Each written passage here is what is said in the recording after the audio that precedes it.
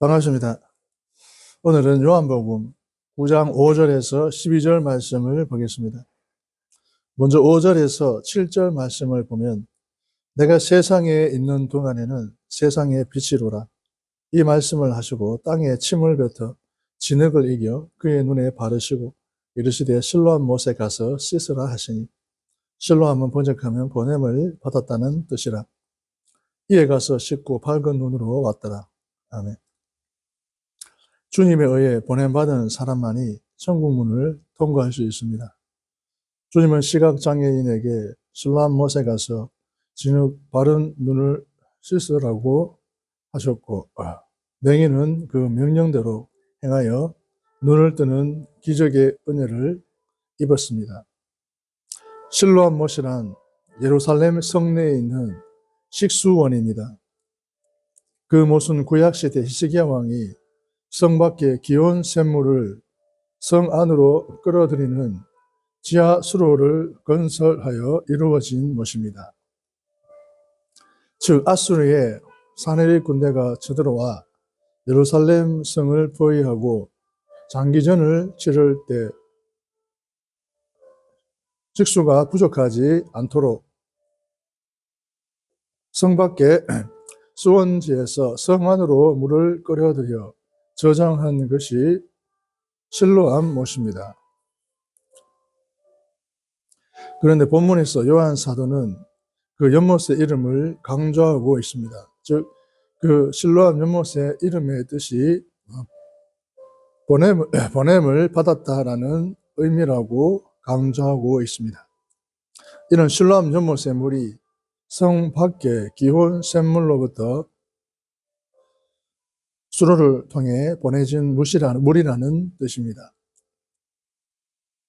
그러나 사도 요한이 실로암의 의미를 이처럼 강조한 데에는 다른 중요한 이유가 있습니다.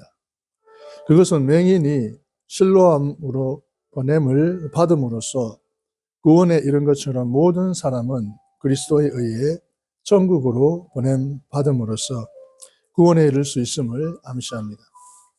예수 그리스도의 속죄 은혜를 입어 그 죄를 씻음 받는 사람을 주님은 아버지께로 보내십니다.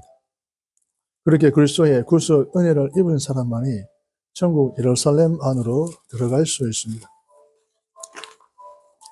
마치 기온 샘물이 성 밖에 있지만 수로를 통해 예루살렘 성 안으로 들어간 것처럼 말입니다.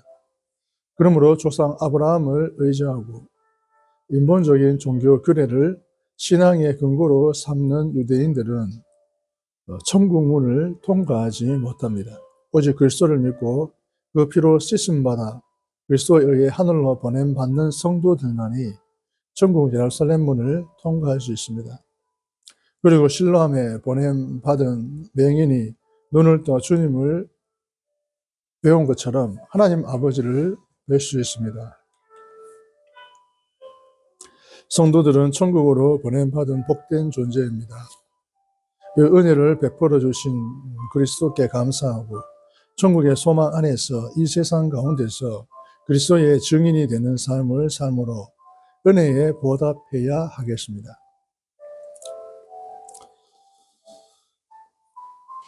8절에서 12절 말씀을 보면 이웃 사람들과 전에 그가 거린인 것을 보았던 사람들이 이르되 이는 앉아서 국을 하던 자가 아니냐.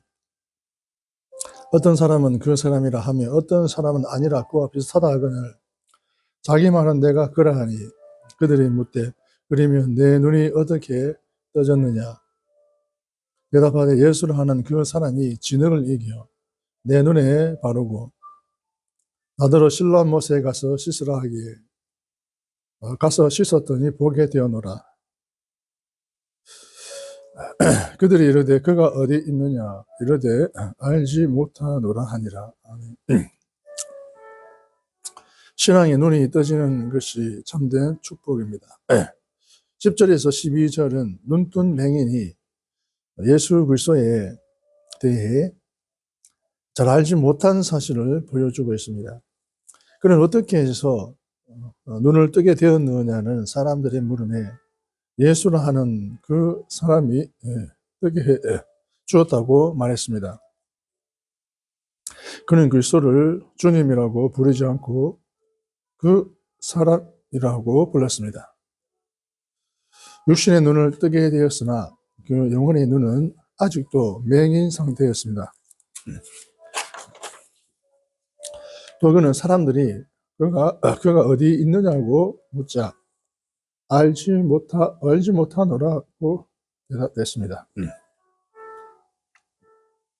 그는 자기의 눈을 뜨게 해준 그리스도를 찾아가 감사드리지 않았습니다. 그래서 주님께서 어디에 계신지도 모르고 있었습니다. 물론 저와 여러분은 눈을 뜬 사람이 맹인이었으므로 예수님께서 구체적으로 누구인지, 그리고 예수님께서 무리를 피하여 가셨으므로 그가 어디에 계신지 알지 못하는 것이라고 볼 수도 있습니다.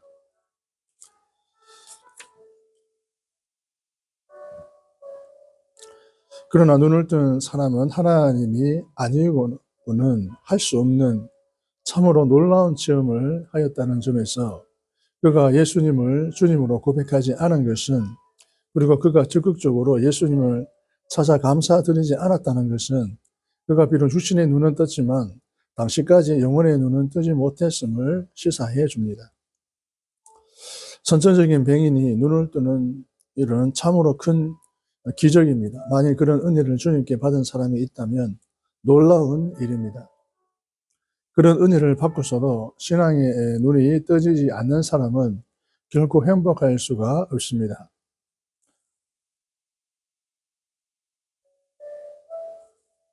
신앙의 눈이 떠져서 예수 그리스도를 알아보고 그분을 구주로 의지하고 섬기는 사람만이 참된 축복을 받은 사람입니다. 그러므로 가장 큰 기적은 주님이 저와 여러분의 마음의 눈을 뜨게 만드셔서 믿음으로 주님을 보게 만드는 일입니다.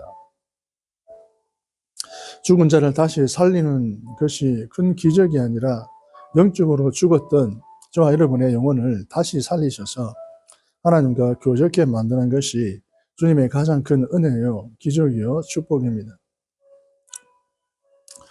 다행히 이 맹인되었던 사람은 신앙의 눈까지 뜨게 되었습니다. 그는 17절에서 주님의 선지자라고 여기게 됐고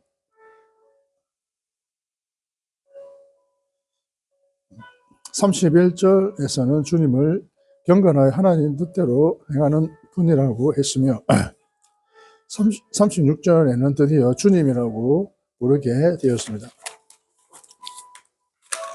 저와 여러분이 주님으로부터 눈에 보이는 크나큰 은혜를 경험하였어도 믿음의 눈, 영혼의 눈이 떠지지 않으면 아무 소용이 없습니다. 주님으로부터 이적적 은혜를 경험한 사람은 그 믿음의 눈도 뜨게 해 주시기를 간구해야 합니다. 그래야 영생의 주님과 교제하고 천국을 얻을 수가 있습니다. 주님은 선천적인 맹인의 눈을 뜨게 만드는 기적을 베푸셨습니다. 이 기적은 주님께서 구약에 예언된 참 메시아라는 증거를 무사람들에게 드러내셨다는 데 의미가 있습니다. 그런데도 유대 종교 지도자들은 주님을 알아보지 못하고 정죄하는 일에만 몰두했습니다. 만일 주님이 저와 여러분의 마음의 눈을 뜨게 해주지 않으셨다면 그들 같은 무지 가운데서 살게 되었을 겁니다. 그러나 주님은 저와 여러분의 영혼의 눈을 뜨게 해주시고 하나님을 볼 수 있는 믿음의 눈을 선물해 주셨습니다. 그러므로 이 은혜에 항상 감사하며 아직도 주님을 몰라보는 사람들에게 주님의 구원 빛을 전하는 생활을 해야 하겠습니다. 주님에 의해 보냄받은 사람만이 천국문을 통과할 수 있습니다. 신앙의 눈이 떠지는 것이 참된 축복입니다. 감사합니다.